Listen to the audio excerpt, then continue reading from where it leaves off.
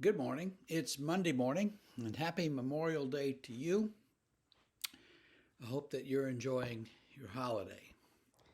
Well, Pentecost is now behind us. We spent a lot of time reading that story. We spent a lot of time reading some of the early church stories in Acts before Pentecost. Now that Pentecost is behind us, we're going to take a turn and we're going to work through the book of Psalms. And I'm not saying we're going to do every psalm in detail, that would take a year. But we're going to do some of them at least, and we're going to start today with Psalm 1. Blessed is the man who walks not in the counsel of the wicked, nor stands in the way of sinners, nor sits in the seat of scoffers. But his delight is in the law of the Lord, and on his law he meditates day and night. He is like a tree planted by streams of water that yields its fruit in its season, and its leaf does not wither.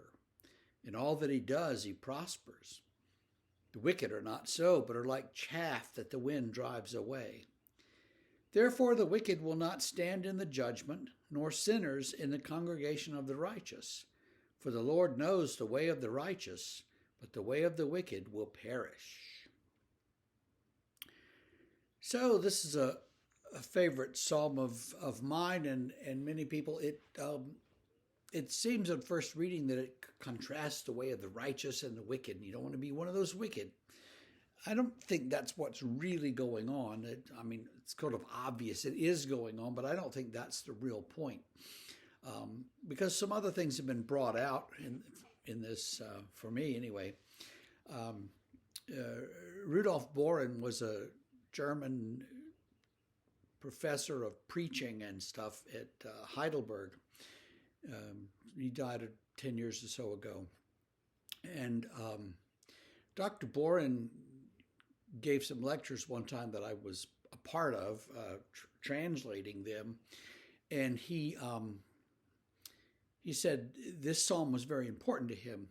He said in his book about depression, that he found the way out of deep depression was for him to memorize scripture, including psalms like this one, and to memorize the catechism. And he said when you do that, you work on that scripture sort of subconsciously or unconsciously through the day, and you meditate on it, and you, as he said, preach little sermons to yourself all day long, and that is what can lift you out of depression. So if you tend to be depressed, think about that and learn some, think about memorizing some scripture. That may help.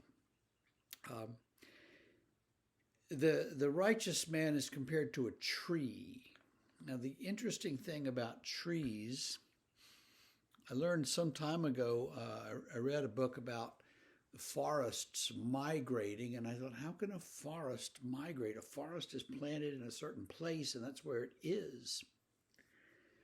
But over decades, as the climate changes, the weather changes, that's what this book was about, the forest will sort of stop growing on one side, and the trees will grow on the other side, and the forest will sort of slowly creep in a certain direction. And it'll creep toward the weather that's best suited for those trees. So the forest itself will literally move, but it doesn't move very fast. And if the weather changes, the climate changes faster than the forest can move, the forest will die, and that'll be the end of that. The other thing that I've learned more recently about trees is that they communicate to each other through their roots. And who knew that? Now, I don't think that means that they're conscious like we are, that they whisper to each other, watch out, here he comes with the axe. But they do communicate when there's danger or when there's a problem in some mysterious way. And they seem to have some sort of biochemical way to let other plants know what's going on, or that something is going on. And so they're a community. And we think of just a bunch of trees are in one place and, you go out and you cut one down. Well, but it's a community, and when you take one out, you hurt the community, I guess. So all those things kind of weave together in my mind for this psalm. What does it mean then to be like a tree planted by streams of water? Well, one thing it means is that the tree gets its nourishment from the stream of water, and we get our nourishment from the stream that flows from Jesus of the living water. It also means that we communicate with each other and we need each other. And I think that's also true. We're not separate individuals, but we're a community.